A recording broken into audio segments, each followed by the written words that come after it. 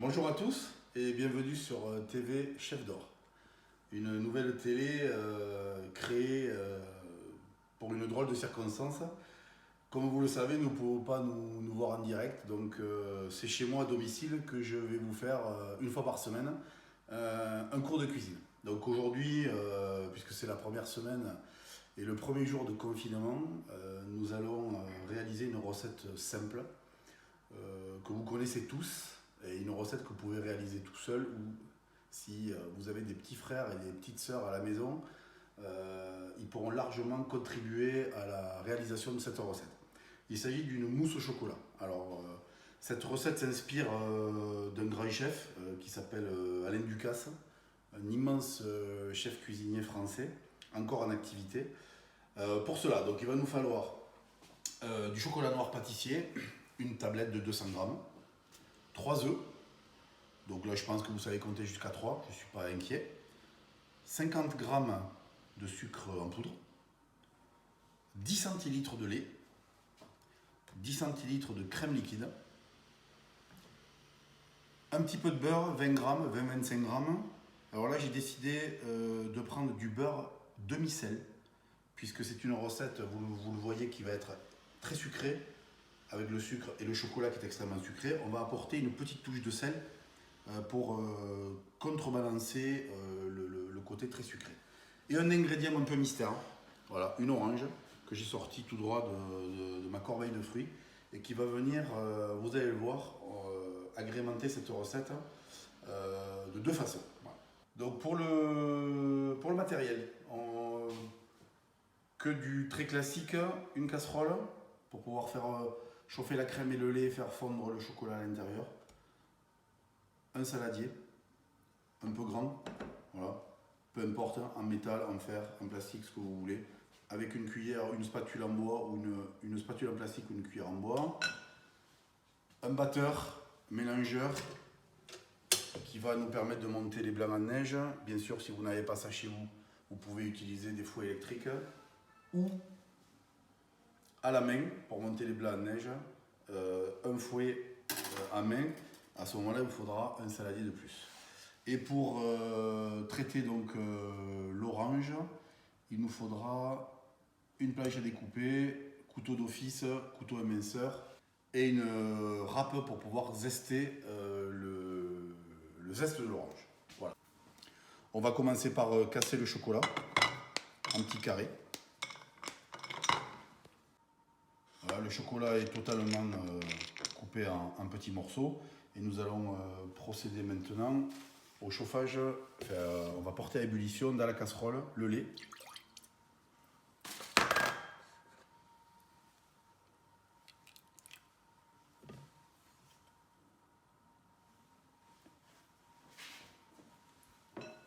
Et la crème.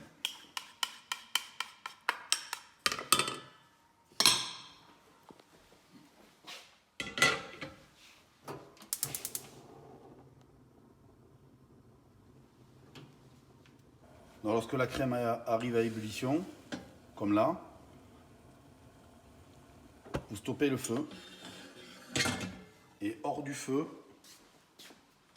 vous venez incorporer votre chocolat et le beurre et nous allons mélanger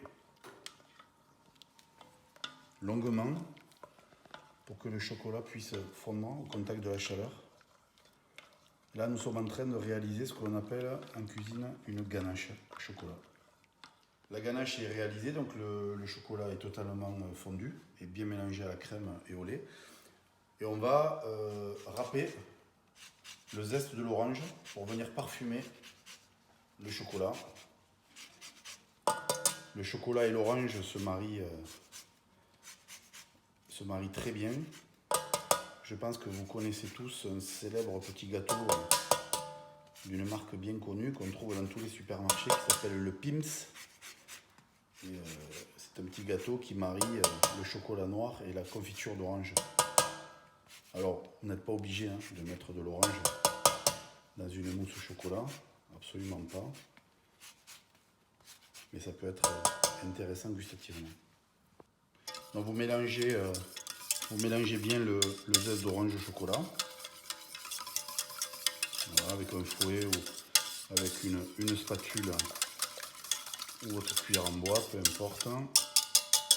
Donc là, bien sûr, vous vous retrouvez avec une orange qui a été zestée. Ne vous inquiétez pas, elle ne sera pas gaspillée. On va la traiter tout à l'heure pour pouvoir accompagner la mousse au chocolat. Maintenant, la ganache est encore très chaude. On ne peut pas, à ce stade-là, incorporer des œufs directement à ce mélange qui est beaucoup trop chaud. Donc on va laisser refroidir, ce qui va nous permettre de séparer les blancs des jaunes, c'est-à-dire en cuisine on dit de clarifier les œufs pour pouvoir monter ensuite au batteur ou à la main les blancs en neige. Donc on va clarifier les œufs, chacun sa méthode. Certains tapent sur le rebord, bien au milieu de l'œuf. Voilà, vous faites couler délicatement le blanc d'œuf. Surtout, ce qui est important, si vous voulez avoir la garantie de bien monter vos blancs en neige, il ne faut surtout pas qu'il y ait de jaune dans votre blanc. Voilà, et vous mettez votre jaune à côté.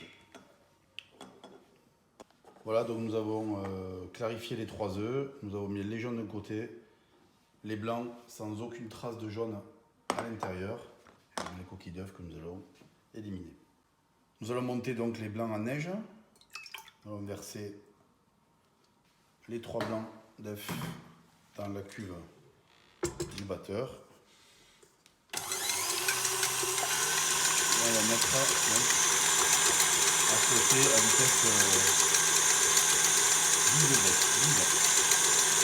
Pendant quelques minutes jusqu'à ce qu'il soit relativement mousseux. Une fois qu'ils seront bien mousseux, on viendra incorporer le sucre en poudre et on terminera de monter les blancs pour que le sucre les raffermisse. Donc j'arrête la cuve du batteur, je viens incorporer le sucre en poudre. Je mélange doucement au départ. J'augmente la vitesse. Et on va serrer les blancs avec le sucre. Voilà, les blancs sont bien montés en neige, vous voyez, relativement fermes pour pouvoir être ensuite incorporés donc, à la mousse au chocolat. Je patiente encore quelques minutes afin que mon chocolat soit bien tiédi pour éviter une cuisson du sucre, des œufs, pardon. Et comme ça, après, je vais passer à l'incorporation des blancs dans le mélange de chocolat. Donc, pour accélérer le refroidissement, je vais transvaser le chocolat donc, dans un saladier, ce qui me facilitera donc l'incorporation des blancs. J'utilise, je ne voulais pas donner au départ, un ustensile qui s'appelle une corne, donc ce qui nous permet de corner, c'est-à-dire de venir récupérer un maximum de chocolat. Si vous n'avez pas ça à la maison, vous utilisez une cuillère en plastique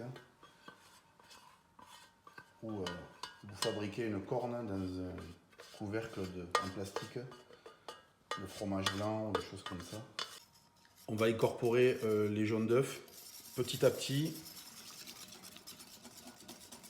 et surtout en fouettant régulièrement.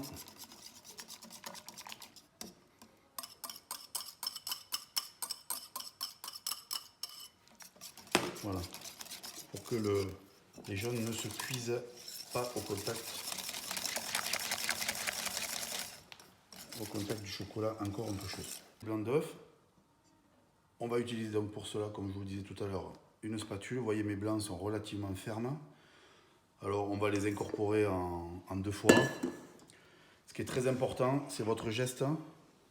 Il faut venir vraiment enrouler, c'est ce geste-là. Surtout, ne pas utiliser de fouet, vous risqueriez de casser les blancs et vous perdriez le côté mousseux de la mousse au chocolat. Donc je termine donc en 2 fois l'incorporation des blancs, toujours délicatement, une mousse bien homogène. Alors pas d'inquiétude, ça a toujours un aspect un petit peu liquide, c'est normal, puisque les produits sont encore un petit peu tièdes. Mais un passage au frigo de plusieurs heures va vous permettre d'obtenir une mousse bien ferme. Alors plusieurs solutions, soit vous laissez votre mousse au chocolat dans un saladier, dans le saladier que vous avez utilisé. Moi j'aime bien ça parce que ça permet vraiment de partager la mousse au chocolat à table. Et comme effectivement en ce moment on se retrouve très souvent ensemble à la maison, sinon vous pouvez utiliser des petits bols, des petits ramequins, des petits verres aussi, ça peut être très sympa. Par contre là votre saladier n'est pas quand même totalement propre. Donc petite astuce, vous prenez un morceau de sopalin et vous venez avec votre doigt essuyer le tour de votre saladier.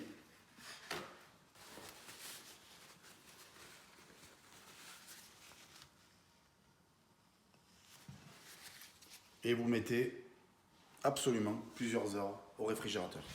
Donc à présent, puisque notre mousse au chocolat est au frais, et cela pour plusieurs heures, donc l'idéal est de la faire le matin pour le midi, mais l'idéal c'est de faire le matin pour le soir, ou même l'après-midi pour le lendemain. Une nuit au frais, c'est encore mieux. Donc on va utiliser notre orange, on va apprendre à tailler des suprêmes d'orange. Donc vous repérez bien les deux extrémités de votre orange. Voilà. Avec votre couteau éminceur, vous voyez tailler largement les deux extrémités. Voilà. Comme ça, votre orange se retrouve bien stable, bien à plat. Vous allez toujours avoir une assiette pour récupérer vos épluchures. Et ensuite, on va venir tailler à fleur de la chair de l'orange pour pouvoir dégager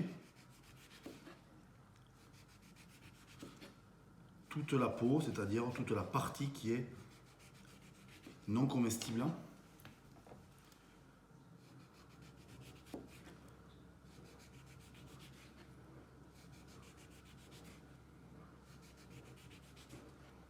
Ça nous permet de ne rien gaspiller et d'utiliser absolument toute la partie du fruit. On a utilisé le zeste pour parfumer. Et maintenant, bien sûr, on va utiliser le fruit que l'on va manger comme une petite salade d'orange avec la mousse au chocolat lorsqu'elle sera prête. Donc, votre orange est taillée. Donc ce que vous faites, vous mettez au-dessus d'une assiette creuse, vous prenez un petit couteau ou le même couteau que tout à l'heure et vous repérez, vous voyez la pulpe, la chair de l'orange est toujours intercalée avec une membrane. Voilà, vous repérez la membrane et vous venez tailler juste à côté de la membrane jusqu'au cœur de l'orange. Pareil de l'autre côté. Et ainsi vous dégagez de jolis petits quartiers. Voilà, vous éliminez la membrane. L'idéal est de le faire avec un couteau relativement bien aiguisé.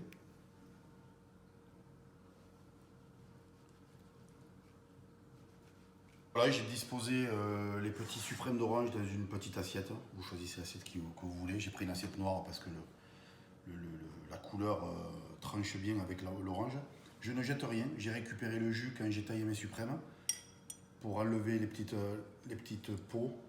Je viens passer le jus pour faire mariner mes quartiers d'orange. Voilà. Bien sûr, je vais mettre ça au frais et je viendrai déguster cette petite salade d'orange avec ma salade de fruits. Parce que n'oubliez pas qu'il faut consommer 5 fruits et légumes par jour. Merci, à bientôt sur TV Chef d'Or.